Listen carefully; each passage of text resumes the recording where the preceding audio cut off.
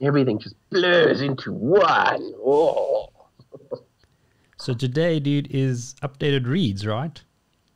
Today is an update on our reading commitments. Um, Hit that button, play that music.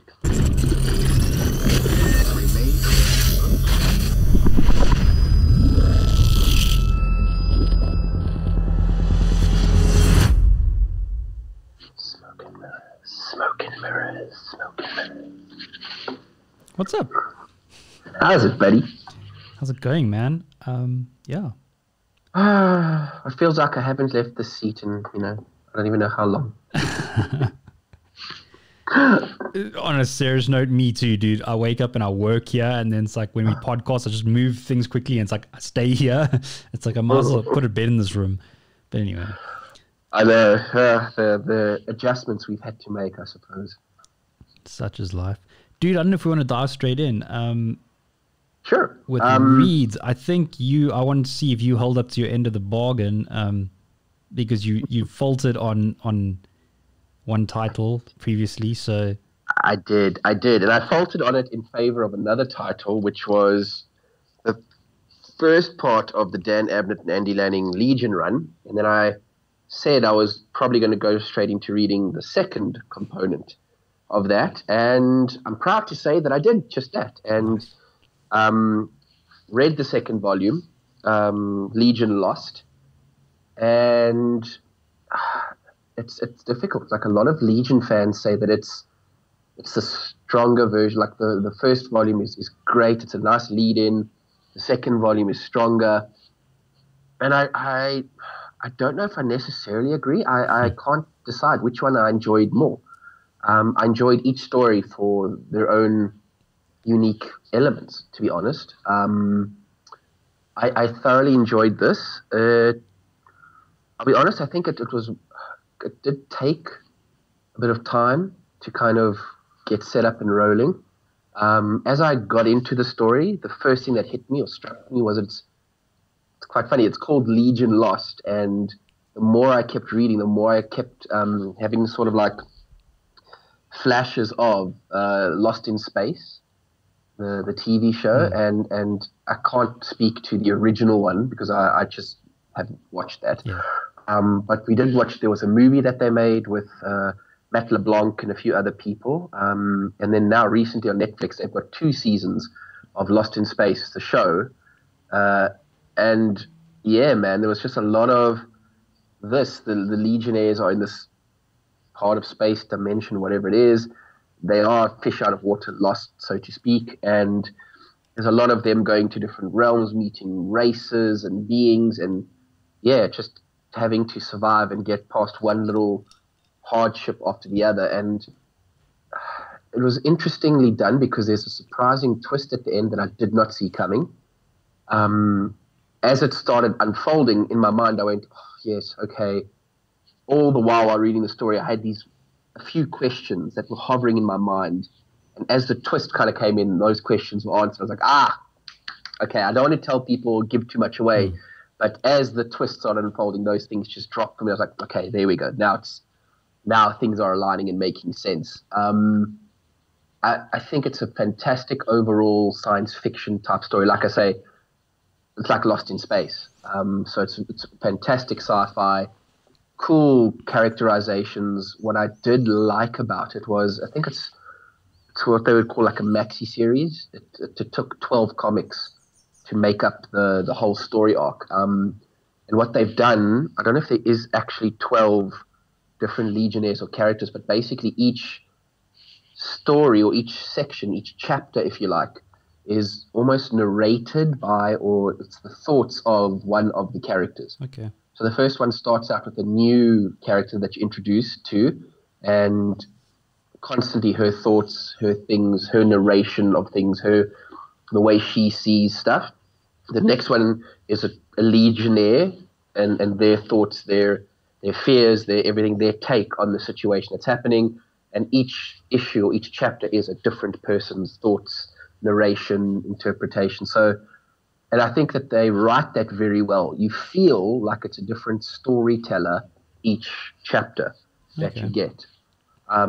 So I must take my hat off to Abnett and Lanning for being able to write each section from a point of view or perspective, even in like the voice of that particular character, which is very, very cool in and of itself. Nice. Yeah, man. That's kind of all I can say on them, except for anyone who's looking for good sci-fi reads. I, as a non-Legion fan, someone who knew nothing about the Legion, the stories were accessible for me. I stand by my recommendation. I would read Volume 1 and then Volume 2. Volume 1 helps you establish a lot about the Legion and get a feel for the characters that get carried over into the second story. So I think they're both readable on their own, but they do make up a very nice two-part holistic story. Cool. The second thing I committed to do for a while was to read Sex Criminals. And I've got to say, after reading it, I am very happy that I did. So much so that I definitely, it's on my immediate to-do list is to track down volume 2, 3. I think it's going to go up to 5 or 6 volumes. And then the story's done. It's definitely got a conclusion from what I've heard. And man, I had a lot to say about it. I think the first thing that struck me superbly is it's got a bit of the story is narrated from the points of view of the two main characters. There is the occasional fourth wall breaking and clever fourth wall breaking from both characters. What blew me away, though, is the two main characters, a male and a female. The basic premise to the story is these people, whenever they have an orgasm or climax, time stands still for everything around them except for them. And then it happens to them when they're in puberty and just kind of discovering their sexuality. And you kind of get it from the girl's point of view first. She feels like something wrong with her. She's a bit nervous about it. She manages to do it in certain circumstances when she is having some alone time, self-pleasing. First couple of times she has sex with someone, it doesn't happen. And then when one time with a certain guy does happen, she realizes that, oh, bugger, he just like literally freezes dead still, and she kind of gets out of bed and can go and do what she wants, and he's frozen there like until this thing kind of ends. Then she meets the man, the guy character, who has the same thing, and they figure out that when they end up in bed together and both climax, that they're both still fine. And that's part of what builds a special connection and bond between them and helps them fall in love with one another. And the thing that blew me away was how well Matt Fraction, again, writes from a female perspective and from the male perspective. And in particular, the thing that blew me away was, especially in the first volume, where it's all about her discovering her sexuality and coming to terms with sexuality from a young girl, and Matt Fraction is a man. So I don't know how he did that. I don't know if he had a lot of input and research from female friends of his. I don't know if he's married. Maybe it was his wife's input. I don't know. But he might even have a daughter. It's worth maybe looking into. You never know. Maybe. But I can honestly say that struck me 2 to 3 pages in. It actually blew my mind how well he wrote this thing. He conveys the insecurities around it. And that's where I really identified with the stories. Everybody remembers going through puberty and kind of fumbling and finding your feet sexually, if you like. And he really conveys that from the female side and the male side brilliantly. Like, if for nothing else, it's worth reading just for that. Okay. There were some cool little parts in it too. The banter between the characters, the guy and the girl. It was. It sounds funny to say, but like, as these two are falling in love, as the reader, I ended up falling in love with them as a couple. Little things and the ways that he conveys their relationship, I thought was unbelievable. I didn't think I was a fan of Chip Zdarsky's art. I wasn't too familiar with it. I know I've seen it in 1 or 2 other things that I've read, but I must say his art is bang on point for the story. It works brilliantly. It's got a bit of a cartoon-esqueness about it that I think really does work for the type of story that this is. The way he conveys emotion in the faces, through the eyes of the characters, etc.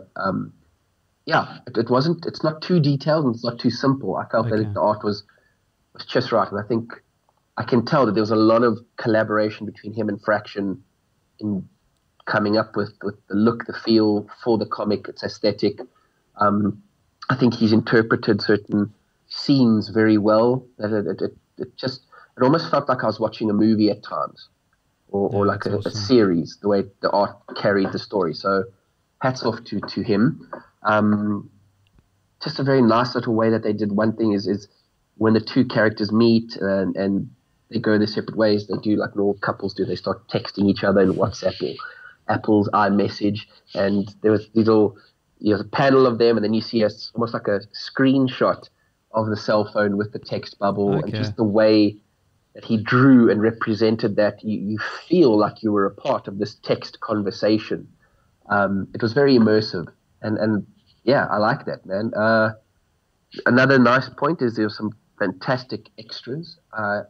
One of the things we spoke about in the graphic novel world is the amount of extra stuff that you tend to get at the end of it. And there was some fantastic extras in terms of script, plots, all of that stuff, to see how this thing came about and how the rough work ended up being real content and that. So all in all, fantastic.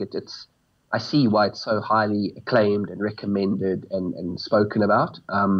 I would recommend it to anybody. It's taboo subject of sex, sure. And trust me, dude, there's some parts where they don't hold back, man. When this girl's on her little discovery thing, she meets up with someone who starts teaching her all the weird kind of sexual things that are out there, positions and kinks and stuff like that. And there's actually even one page where they literally just write down every single one of that. I don't know how much research they went and did online, but man, there were some terms and phrases and stuff in there. I was like, what? Who thinks of this stuff? Where do these things come from? Yeah, man, and it's like literally this girl that kind of draws out all these little positions as she's learning them, and it's hysterical. It's properly like funny. So I recommend anybody. Sex Criminals is right up there. Read the first volume. Hopefully it'll hook you like it's hooked me and inspire people to get the others, because I'm definitely on that trip. Cool. Yeah, and I even managed to squeeze in a third read in my journeys and that was over here. It's Batman Black and White. Apparently originally these were 3 individual comics, almost like one-shot comics, but in and of themselves, this really appeals to me. The guy I bought it from, an old friend of mine, it was at the one comic book boot sale that you unfortunately couldn't attend because you were out making final wedding plans and that. And I was sitting there with the dude, I saw it, I just kind of said, what's it about? And he said to me, look, he said, from his point of view, it wouldn't appeal to everybody because it's not a holistic story. It's actually just a whole bunch of very short stories by some of the top names in the industry. And I mean, I can rattle some off for you. Neil Adams on art, Mike Allred, Simon Bisley on art, Brian Boland, the guy who did The Killing Joke, Chuck Dixon, Neil Gaiman, Archie Goodwin, Klaus Janson, Klaus who did your Daredevil. Yeah, he does a whole thing, just inks, it's brilliant. Frank Miller, Mobius, Bill Sienkiewicz, Mark Silvestri. That's a lot of big names, eh? Huge. And in some cases, it's a good writer paired with a decent artist. Sometimes it's a whole story just done by one person. So Klaus Janson, it's his whole story. He does the drawings, the story, everything. Neil Gaiman is paired up with Simon Bisley, which is quite an interesting one. I'll talk to that one. It stood out for me. They've got Bruce Timm, who did the original Batman, the animated. He does his own self-contained story. So yeah, man, I think the first thing for me is, I love short stories. And especially recently, over the last year or so, I've developed a serious passion and love for it. Just for me, the art and the skill that goes into telling all around story that's got a beginning, a middle, and an end in 6 pages, 8 pages, one single comic issue. I think that is a skill in and of its own. And you know for a fact, I've got my own little collection to try and find self-contained singular issues that are highly rated, highly ranked in that. And this I love because it's a whole accumulation of all these short stories. And I'll be honest, some of them are hit and miss for me anyway. I suppose other people would say things that were misses for me probably were hits for them, which is totally fine. I don't mind that. But yeah, all in all, a lot of these guys do deliver. I think some of the standouts for me, the first one, I think it's the second or third story in the book, is the Bruce Timm story. And it's the art from the animated series. It's a Two-Face story. And wow, if you don't read anything else in this, if you just read that story, for me, that was like whoa. Bruce Timm has just got a unique take on Batman and his villains that I don't think anyone else has. I mean, he's got that award-winning story about Mr. Freeze that off the back of that has now become the definitive Mr. Freeze origin story. Is that the Batman Adventures issue? Or have I got it wrong? Yes, yeah. The Batman Adventures. It was first in the animated and they did it in the comic books and that, and it's tragic. It's heartbreaking with his frozen wife that he's trying to save, etc., etc. And that's why he's doing what he's doing. This one, this Bruce Timm story with Two-Face, it's dark, it's twisted, but it's tragic. It's a proper tragic story. I loved it. I would recommend that story to anybody. The Neil Gaiman story with Simon Bisley. Simon Bisley's art is hit or miss for some people. He did a lot of the early Lobo stuff, a lot of 2000 AD. I like Simon Bisley's art. I sometimes over the top, but I like the way he does muscles, shading. I'm a huge fan of his art, and I think it suited this Neil Gaiman story because I found all of the stories in here, not all, I stand corrected. There's the majority of them are kind of centered around Batman, either Batman the detective roaming the streets of Gotham and foiling crimes, or being the fear instilled in criminals and stuff like that. There's one very cool story that Matt Wagner does where you kind of see how Batman systematically takes out a whole bunch of guys robbing a house, etc. And his art is very, very cool. It's almost like Dick Tracy of the old comic books from like the 50s and 60s, his art style in that. I loved it. It was a good story. And I liked how, out of all of them, that portrayal of Batman coming on the scene, locks or traps these guys in a house and he systematically picks all of them off. Very, very cool. But a lot of the stories were kind of like that. The Klaus Janson story. Actually, no, I was talking that just now. But the Neil Gaiman one, it was the most different story out of all of them because it's literally like Batman arriving at an audition to literally like to be Batman or to be in a show or set, and he sits in this green room. The Joker's in the green room. But Joker's trying to do a crossword puzzle. He's asking Batman for answers to the crossword puzzle, and they're just having banter between them. Then the Joker suggests, should we run our lines quickly? They kind of go through their lines, and then literally they go in and you see the whole thing play out. Cool, funny side fact is Lobo is like this director to this chaos and anarchy. And at the end of it, the two of them walk off to go and get lunch on the set. I loved it. It was just totally different and unique. And it was kind of meta, fourth wall-y in a way. These guys are who they are, but every time what we see in the comics is them coming in, playing their roles, and they both go their separate ways at the end of it. I like that different take from Gaiman. And like I say, I think Bisley's art complements that. The Klaus Janson story was also close to tragic, sad and beautiful. I think you would like it, and his art and inking is he's renowned as one of the best inkers in the business. It shows because it's just ink pen that he does. The Bill Sienkiewicz story, also it's him doing everything, script, arts, etc. I like Bill Sienkiewicz, you know that. I'm a huge fan. Yeah. I liked his story. I just felt it was an interesting one. It tugged on my heartstrings a bit. It made me emotional. But I struggled to follow it at times. It's maybe a bit too scripty. He was trying to say or do too much with it to kind of drive his point home.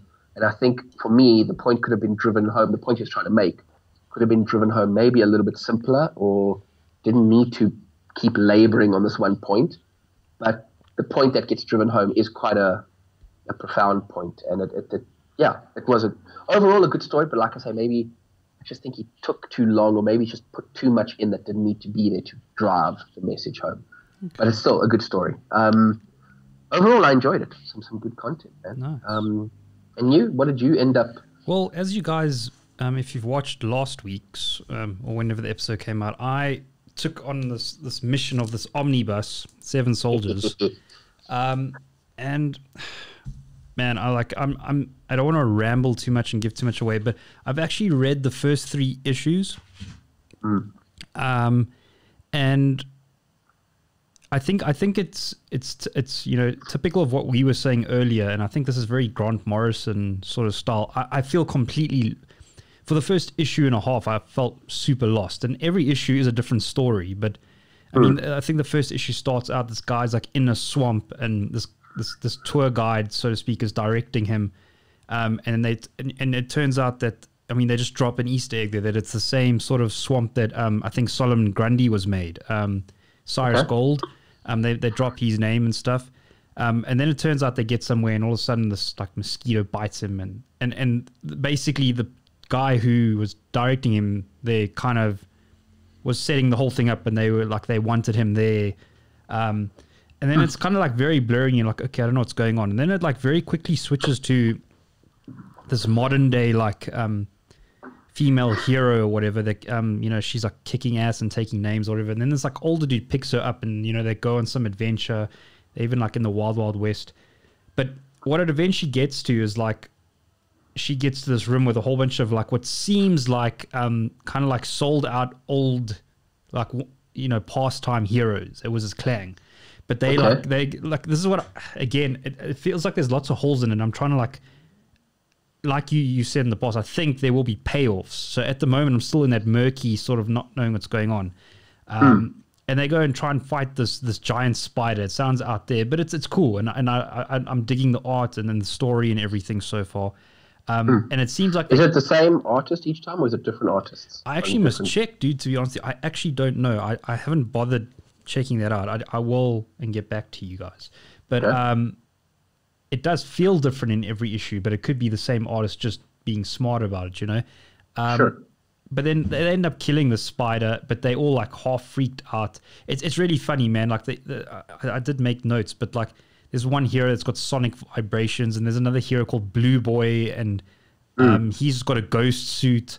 So it's like all these like real like wannabe ripoff kind of characters. It did actually remind me a little bit of like, and I know I'll probably like piss a lot of people off by saying this, but like Watchmen, The Boys-ish, but not at the same time. But it's got that vibe of these guys are like at the end of the road, and they actually don't really care, and they're not what they used to be. But because by total fluke, they sort of kill this giant spider, and they're like, and the one guy's like, "Oh, look, we still got it." And then like the whole page just goes super colorful, and this like thing forms out of nowhere, and all they leave you with, it's clearly gotten worse, and like that's the end of the issue.